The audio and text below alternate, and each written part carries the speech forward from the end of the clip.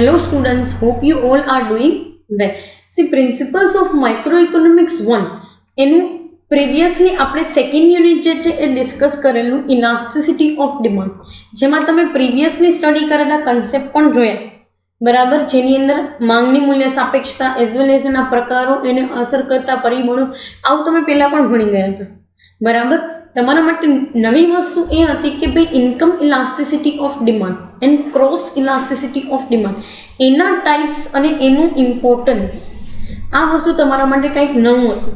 બીજું કે આપણે અમુક મેઝરમેન્ટ અથવા તો કેલ્ક્યુલેશનની મેથડ્સ જે છે એ ડિસ્કસ કરેલી હતી, જેની અંદર કેલ્ક્યુલેશનની મેથડની અંદર આપણે પ્રીવિયસલી જોયું કે ભાઈ ટાઈમ આઉટલે મેથડ જે છે, total outlay method as well as proportionate method, or we can say that the percentage method and arc elasticity of demand, જેમાંથી પર્સન્ટેજ મેથડ જે છે સેકન્ડ નંબરની બરાબર, જેનું નામ હતું પ્રપોર્શનેટ મેથડ, એ તમે પ્રીવિયસ સેશન્સની અંદર ડિસ્કસ કરી લીધું.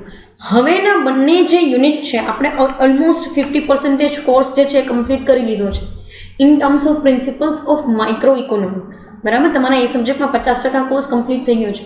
હવે બાકીનો 50% કોર્સ જે છે એ એવો છે કે જે તમે ક્યારેય પણ ભણ્યા નથી.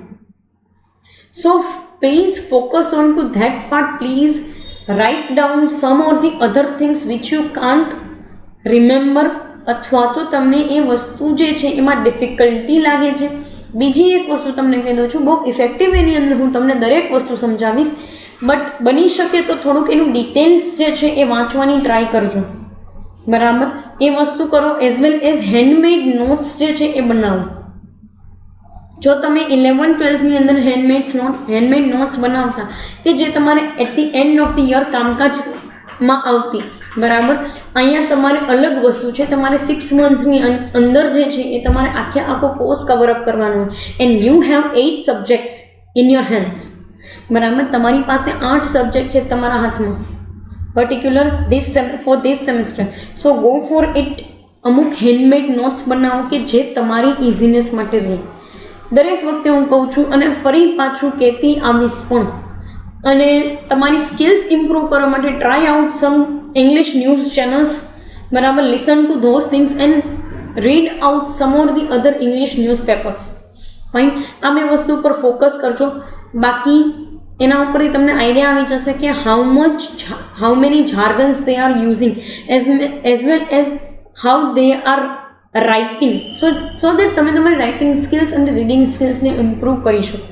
Fine, let us start with the production analysis 1 બરાબર. તમારું થર્ડ યુનિટનું નામ છે પ્રોડક્શન એનાલિસિસ 1 અને આનો જ સેકન્ડ પાર્ટ જે છે એનું નામ છે પ્રોડક્શન એનાલિસિસ 2, જે તમારું 4th યુનિટ છે. ફાઇન, બંને યુનિટની અંદર તમે દરેક એવી વસ્તુઓ ભણશો કે જે તમારા માટે પડે નવીન હશે. So focus on to that part. Let us see the introductory part of the production analysis.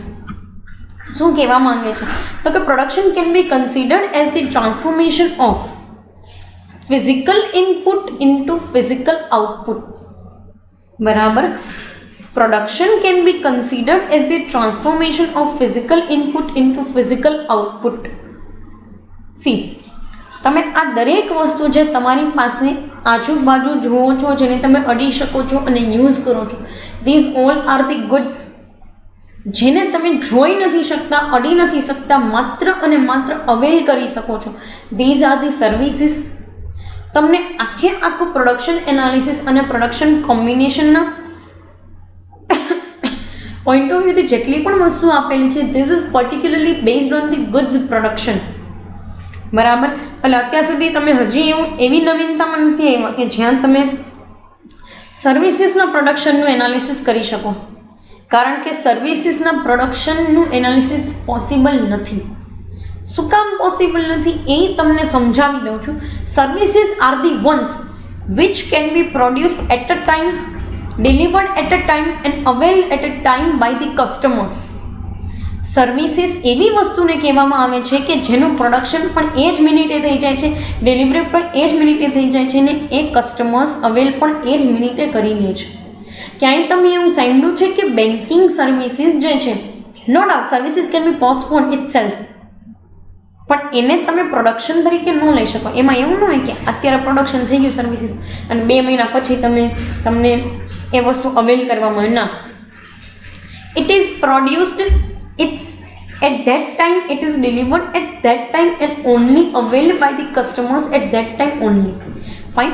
સો એ પર્સપેક્ટિવથી તમને અહીંયા જે છે એ ગુડ્સના પ્રોડક્શનનું એનાલિસિસ આપેલું છે, જેમાં ફર્સ્ટ લાઇન તમને એવી કીધી છે કે it can be considered as the transformation of physical input into physical output. Yes, whatever you are watching here near in your environment, બરાબર, તમે જેટલી પણ વસ્તુ એન્વાયરમેન્ટની અંદર જુઓ છો, these all are the physical goods and everything is the transformation of one or the other things. બરાબર, like for example લાકડામાંથી તમે ફર્નિચર બનેલા જુઓ છો, જહાજ બનેલા જુઓ છો, બેન્ચીસ બનેલી જુઓ છો, ચેર બનેલી જુઓ છો. સો all this things are particularly on the basis of transformation.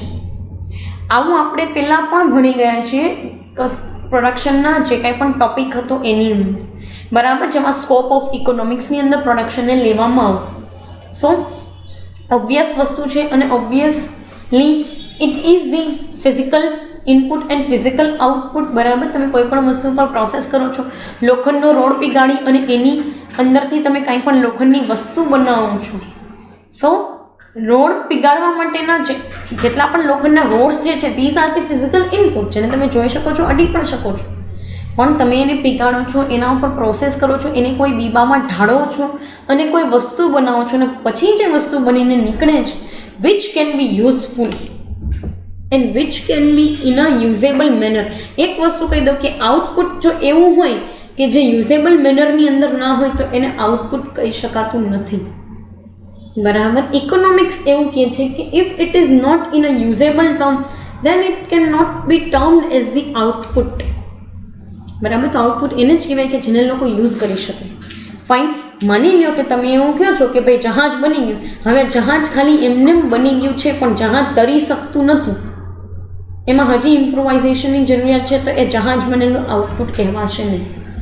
આ વસ્તુ ખાસ યાદ રાખવાની રહેશે.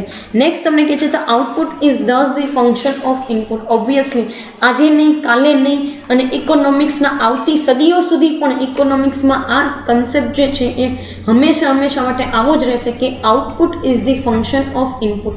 દરેક ઇનપુટ ભેગા મળીને ફંક્શન કરે છે ત્યારે એક આઉટપુટ બને છે, that to in the usable manner, એ પણ યુઝેબલ મેનરની અંદર. Fine. So all these things are given in particular that સિનારીઓ.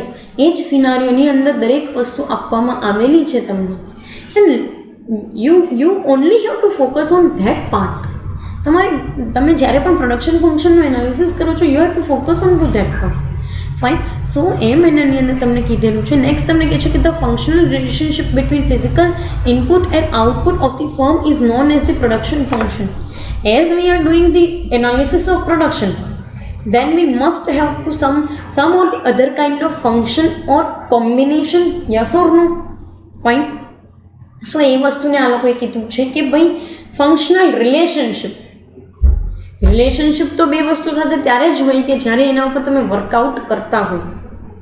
બરાબર. સો ફંક્શનલ રિલેશનશિપના કન્ટેક્સમાં એમણે કીધું છે કે if physical input and physical output of the firm is known as the production function.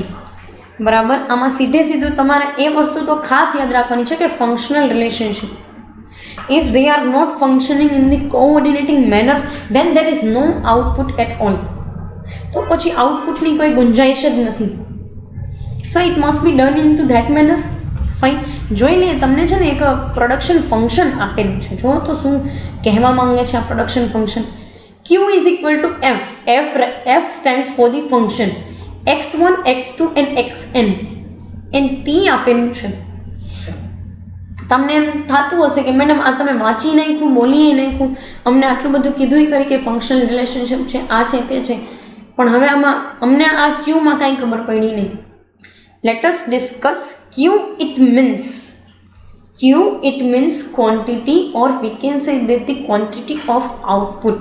See, if you can't remember these things, you can write down in your book. Q is equal to quantity of output. So, here we are mentioning quantity of output as the functional relationship of all the inputs.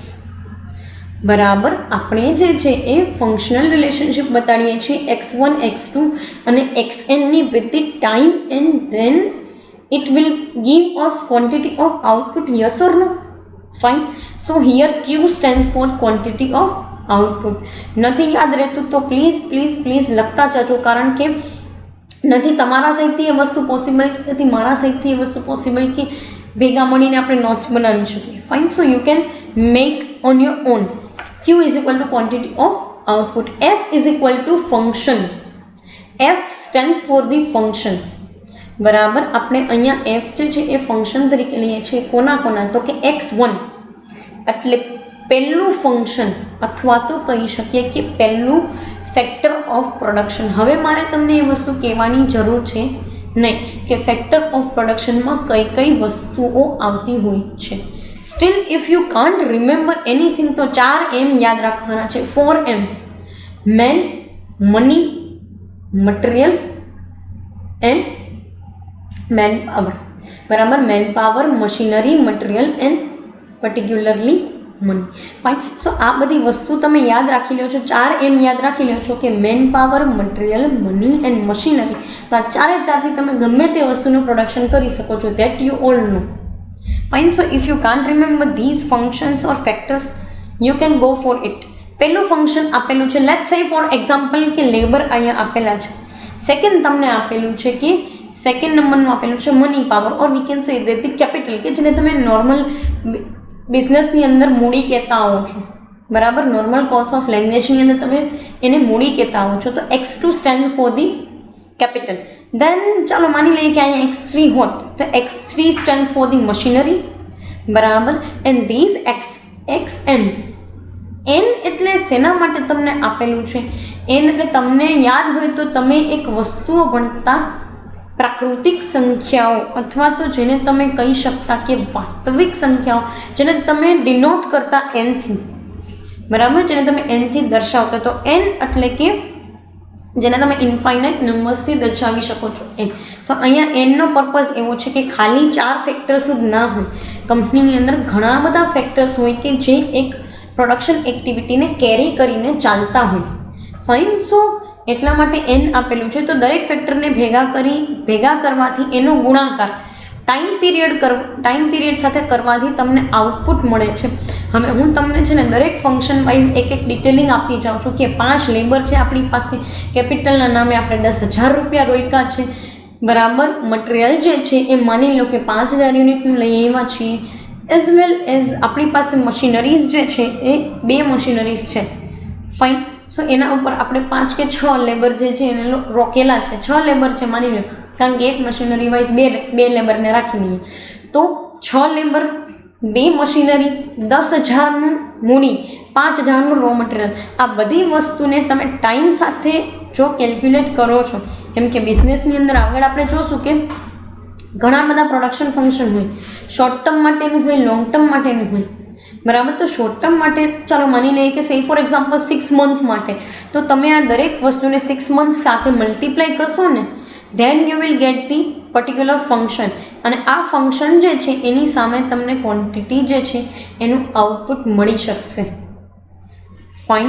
So this is just the production function. You can see કે કેટલો wider વેની અંદર તમને આ concept આપેલો છે. Fine. હજુ તો આના કરતાં પણ આગળ એક વસ્તુ આવે છે જેનું નામ છે સર્વિસીસનું production analysis. As I told you, it is not at all possible, but there are some economists which are working on this part. કે ભાઈ સર્વિસીસનું પ્રોડક્શન એનાલિસિસ, યસ, સર્વિસીસનું પણ પ્રોડક્શન એનાલિસિસ, એના ટાઈમ ડિલેઇંગ, એનું management, how they R particularly working on that part, એના વસ્તુ ઉપર પણ analysis થઈ છે. ફાઇન. સો એ વિધિ કીધું છે. નેક્સ્ટ તમને કહે છે કે the production function states that the maximum quantity of output that can be produced in front any chosen quantity of various inputs, or in other words it states that minimum quantity of various inputs that are required to yield a given quantity of output. કહેવાનું તાત્પર્ય ખાલી એટલું છે કે કાં તો તમે maximum production કરવા માટે જેટલા ઇનપુટ્સ નીડેડ છે એટલા તમે ઇન્વેસ્ટ કરો ઓર નાખો, weather it is the your short term function or it is your long term function. બરાબર. કહેવાનો મતલબ એવો છે કે મેક્સિમમ આઉટપુટ મેળવવા માટે જરૂરિયાત પ્રમાણે ઇનપુટ્સ નાખો, ઓર એલ્સ જેટલા પણ મિનિમમ ઇનપુટ્સ છે એનાથી મેક્સિમમ કેટલું આઉટપુટ આવી શકે છે. yield ઇટ મીન્સ કે return. It is in context of return. Fine. So કહેવાનો મતલબ એવો છે કે વેરિયસ ઇનપુટ્સને નાખવાથી અલ્ટિમેટલી તમને કેટલું આઉટપુટ, કેટલું ક્વોન્ટિટીની અંદર જનરેટ થઈ શકે છે, that to with the minimum input. હવે પ્રોડક્શન એનાલિસિસ કરીએ જ છીએ તો તમને કંપનીના જેટલા પણ પોઈન્ટ ઓફ વ્યૂઝ છે એ સમજાવી દઉં છું. મોસ્ટ પ્રોબેબલી કંપની બે જ પેરામીટર ઉપર, આ બે પેરામીટર ઉપર વર્ક કરતી હોય. આપણી પાસે જો આપણે ઓર્ડર લઈને બેસી ગયા છીએ અત્યારે કંપનીની અંદર કે 50,000 યુનિટ બનાવવાના છે 2 મહિનાની અંદર, તો પછી તમારે જે છે ને એ આઉટપુટના પોઈન્ટ ઓફ વ્યૂથી જવાનું હોય. આઉટપુટના પોઈન્ટ ઓફ વ્યૂથી જઈ અને કોસ્ટને મિનિમાઇઝ કરી અને ઇનપુટ્સ, વેરિયસ ઇનપુટ્સના કોમ્બિનેશનથી તમારે બનાવવાનું છે production function for the 2 months. Yes or no? અને જો ઓર્ડર નથી લીધેલો અને ટાઈમ બાય ટાઈમ તમને ઓર્ડર રિસીવ થાય છે તો તમે સેકન્ડ નંબરનો પોઈન્ટ જે છે ને એના ઉપર ફોકસ કરીને મિનિમમ ઇનપુટ્સ સાથે ચાલી શકો છો કે ભાઈ મિનિમમ ઇનપુટ્સ આપણે નાખીએ છીએ તો મેક્સિમમ આપણને કેટલું આઉટપુટ મળી શકે છે. Yes or no? Now you can connect with me. તમારે એમાં બી તમારા જો ઘરનો બિઝનેસ છે ને તો તમે આવી વસ્તુઓને જુઓ કે પપ્પા તમારા કેવી રીતે જે છે તમારો બિઝનેસ મેનેજ કરે છે. પ્રોબેબલી તમે એમાં જાતા હશો, પ્રિવિયસલી ગયા હશો કે અત્યારે જાઓ છો પપ્પા સાથે, તો તમને જેટલું આ નવું નોલેજ મળતું જાય છે એને તમે ઇમ્પ્લિમેન્ટ કરતા જાઓ. બરાબર. તમારી પાસે ઘણા સારા સબ્જેક્ટ તમારા કોર્સ કરિક્યુલમની અંદર છે, જેમ કે બિઝનેસ પોલિસીસથી લઈ અને એન્ટરપ્રિન્યોરશિપ સુધી, as well as salesmanship itself is the PSS નામનો તમારે જે સબ્જેક્ટ આવે છે એની વાત કરું છું. It self is the good source of knowledge. અને માઇક્રો ઇકોનોમિક્સની અંદર તો બધું માઇક્રો રિલેટેડ છે, તો તમારા માટે કામનું જ છે, કારણ કે બિઝનેસને રિલેટેડ દરેક વસ્તુ આપવામાં આવી રહી છે. ફાઇન. સો એ કન્ટેક્સથી જાય છે. હવે તમને એવો ક્વેશ્ચન થતો હશે કે મેડમ આવી રીતે કરીએ તો આપણને નુકસાની ના થાય? ના, નુકસાની ના થાય. જે માણસને ખબર હોય ને કે મારા 50,000 યુનિટ્સ વેચવાના છે, મારે એ માણસને ખબર જ હોય કે હું કેવા વેની અંદર કામ કરાવડાવીશ, કેટલું મારા લેબર્સને હું ઇન્વેસ્ટ કરીશ, કેટલા એ લોકો પાસે ઓવરટાઈમ કરાવડાવીશ, કેટલું જે છે એ મટીરિયલ મારે અંદર નાખવું છે, કેવા કોમ્બિનેશનની અંદર મટીરિયલ નાખવું છે. ઘણી વખત તમારા મટીરિયલની અંદર કાંઈ બીજી વસ્તુ તમે નાખો ને તો ઓટોમેટિકલી એ વસ્તુ જે છે જલ્દી બનીને નીકળી જતી હોય. બરાબર. સો એ વેની અંદર તમને કીધેલું છે. બીજી એક વસ્તુ હું તમને એ કહેવા માગું છું કે when you are going from the inputs perspective, તો છે ને ફરક એટલો પડે છે કે તમારે ક્યારેક ઇનપુટ્સની શોર્ટેજ જે છે એ ફેસ કરવી પડે, કારણ કે આ ઉપરની વસ્તુ છે ને એમાં તમારી પાસે આઈડિયા છે કે we have to make on this parameter. ત્યારે તમારી પાસે આઈડિયા હોય છે કે ભાઈ આ પેરામીટર ઉપર આપણે કામકાજ કરવાનું છે, 2 મહિનાનો સ્પાન છે કરવાનું અને 50,000 યુનિટ બનાવવાના છે. પણ જ્યારે તમે આ પર્સપેક્ટિવથી જતા હોય ત્યારે કદાચ તમે ઇનપુટની શોર્ટેજ જે છે એ ફેસ કરવી પડે તમારે. બીજી એક વસ્તુ કે અહીંયા તમારે કોસ્ટ કટિંગનો થોડો ઓછો ચાન્સ રહે, અહીંયા વધારે રહે, કારણ કે અહીંયા તમારે અનસર્ટેન છે થોડીક વસ્તુઓ, એટલે તમે અગાઉથી મંગાવીને ન રાખી શકો, કારણ કે એમાંય વેસ્ટેજનું, ટાઈમ વેસ્ટેજને એવા બધા ટાઈમ લેગને એવા કન્સેપ્ટ તમે આગળ જતાં જ્યારે ભણશો ત્યારે તમને આઈડિયા આવશે કે આવું પણ હોય મેડમ. યસ, રો મટીરિયલ જેટલી વખત કંપનીની અંદર પડ્યો રહે છે ને એમને એના માટે કંપનીને કોસ્ટ લાગતી હોય છે. એક બહુ જ મોટો ને વાઇડર સબ્જેક્ટ ને વન ઓફ માય ફેવરિટ એરિયાનો પાર્ટ છે જેનું નામ છે પ્રોડક્શન એન્ડ ઓપરેશન મેનેજમેન્ટ, જેની અંદર એ વસ્તુ વિશે ડિસ્કસ કરવામાં આવે છે કે રો મટીરિયલ પડ્યું રહે, કે રો મટીરિયલમાંથી ફિનિશ ગુડ્સ બનતા જેટલો સમય લાગે છે ને એ તમારા માટે વેસ્ટેજનો ટાઈમ પીરિયડ છે, અને એ કેટલું વેસ્ટેજ લગાડે છે એનું કેલ્ક્યુલેશન એ બધું આવે. ફાઇન. સો એક આ પોઈન્ટ ઓફ વ્યૂની અંદર તમારી પાસે થોડીક અનસર્ટેનિટી છે, અહીંયા થોડીક એના કરતાં થોડોક વધારે ચાન્સીસ છે ઇફેક્ટિવ મેનેજમેન્ટ. ફાઇન. સો પર્ટિક્યુલર આ સેશનની અંદર આપણે પ્રોડક્શન એનાલિસિસનું જે કંઈ પણ બેઝિક્સ અને ઇન્ટ્રોડક્ટરી પાર્ટ જે છે એ ડિસ્કસ કરેલો છે. કમિંગ સેશન્સની અંદર આપણે નેચર ઓફ પ્રોડક્શન ફંક્શન જે છે એ ડિસ્કસ કરશું. પર્ટિક્યુલર આ સેશન માટે અહીંયા સુધી રાખીએ. Thank you so much.